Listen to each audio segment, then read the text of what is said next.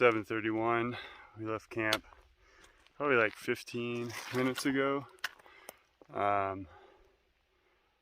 pretty tired. It's all uphill, and that's really all I got to say. I'm trying to keep my days chronological, and I thought I'd do a morning update. So good morning. We're living outside.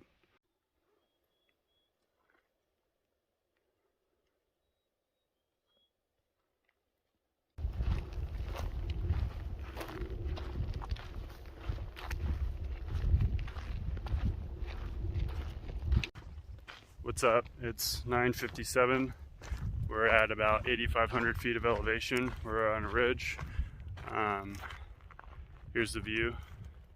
It's Mother's Day. We took a break a while ago to call our moms, check in, let them know that we're still alive, wish them happy Mother's Day. We happened to have some service up on the ridge, so that was nice. I don't really have much to update. I guess today is just one of those days where you're just walking. We're gonna try to push as close to town as we can so that we can zero in tomorrow. As I'm talking, I'm realizing how tired I actually am. So, my quirks and my little funnies probably not really gonna happen today. It'll more just be some views and maybe little updates, things like that. So that's it.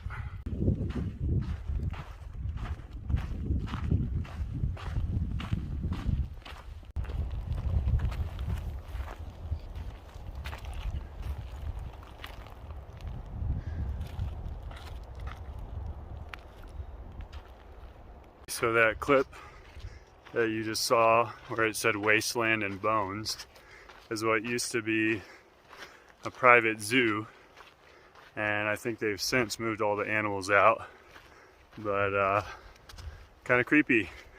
The little Joe Exotic vibes.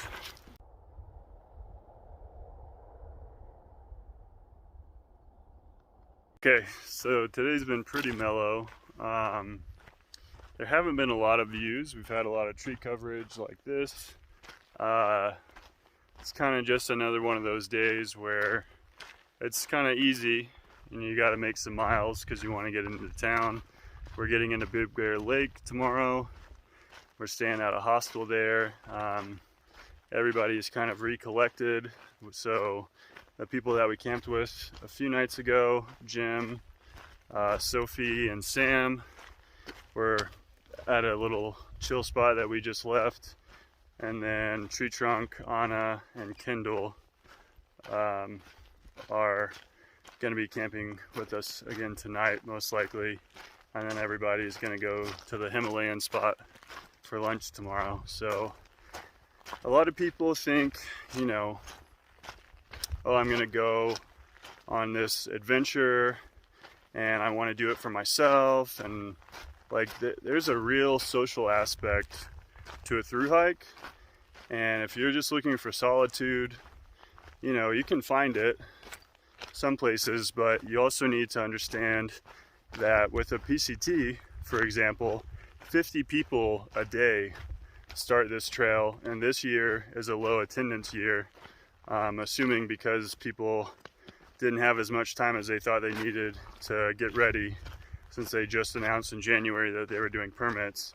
And then something like the AT that does not have a permitting system at all, there's an unlimited amount of people that can start each day, plus a lot of those trails and shelters that you're on the AT are a lot more frequented by locals and day hikers or people doing overnighters. So yeah, we're in nature and you do get some time to yourself, but it's not really what you think it's going to be. And you definitely don't want to be the jerk on trail that's just too cool to interact with anybody, because that's going to sour yourself even more.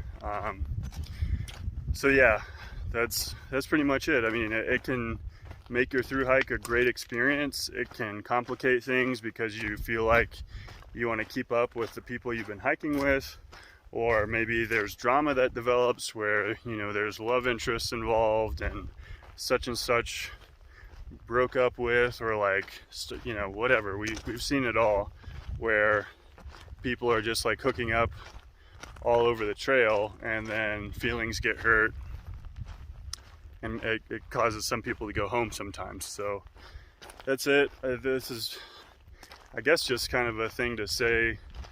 There is definitely a social aspect to a thru hike. So just be aware of that whenever you think you want to go on this grand adventure, and embrace it, because you can meet people that you'll know for the rest of your life, that can change your life. I mean, whenever Honey Bear and I got married, one of her bridesmaids and one of my groomsmen were both people that we met on the Appalachian Trail. I mean, you really get to know people whenever you're with them day in and day out for weeks or months at a time, and you have nothing else to do but talk to each other and get to know each other, and kind of endure all these different things like crazy weather, or, you know, bears and snakes. So that's it. Just my advice is embrace the social aspect. Don't let it dictate your thru hike, but at least be aware that it is a big part of it.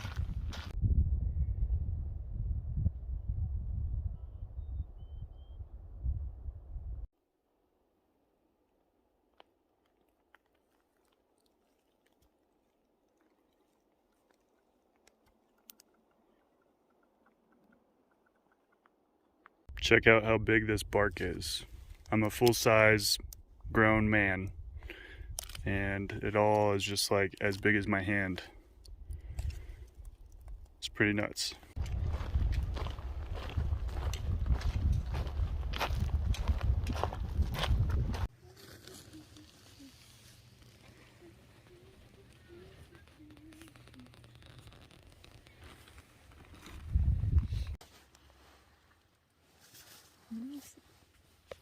What's up? It is 7:03. We left camp probably like 15 minutes ago. Squatted up. Got Sam and Jim here. We've adopted them a little bit. So we're at 10%. It's not the real 10%. The trail is like 2653, and we're only at like 2600. A lot of times these rocks lie, but it's still cool. Still cool.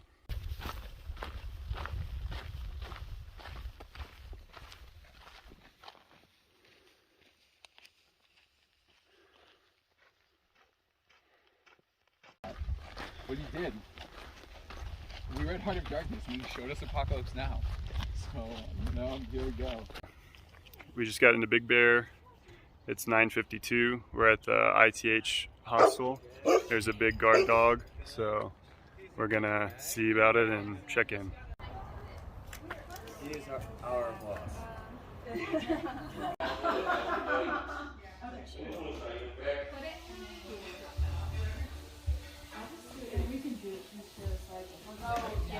I'm so happy that we're back in civilization and I can get some iced coffee. That's nice. I don't care what it is. No. If it's gonna go in trash, I'll eat it.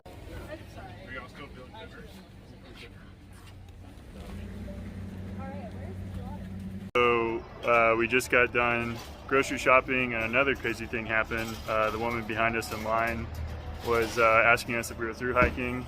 We said we were. She had some friends that had thru hiked before, did the AT and then the PCT. We told her that we met on the AT and got married, and then she asked to pay for our groceries. So she just bought us like $130 worth of groceries. So yeah, the trail community around the PCT is incredible. We feel very blessed, so it's been great. You know the deal. This is where the magic happens. No. We just got into our room. We just got a private room in the ITH hostel. It's got, is there a light in here? I don't know. It's got a bathroom or a shower, private shower, and then, whoa, private bathroom. So yeah, pretty cool. Got some views. So yeah.